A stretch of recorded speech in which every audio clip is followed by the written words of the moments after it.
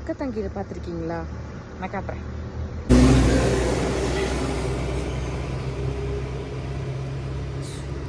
இதுதான் முடக்கத்தாங்கீரை. இப்போ இந்த கீரையை பறித்து சட்னி பண்ணுவாங்க, நிறைய டிஷ்ஷஸ் பண்ணுவாங்க.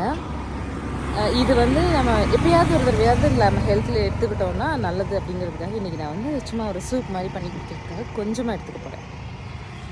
ஏன்னா நம்மளால் வந்து பொரியலில் கசக்கும், சாப்பிட முடியாது. தோசை ஊற்றணும், அது பண்ணலாம், தோசை பண்ணலாம். பட் நான் வந்து இன்றைக்கி சும்மா கொஞ்சமாக எடுத்துக்கிட்டு குடிக்க போகிறேன்.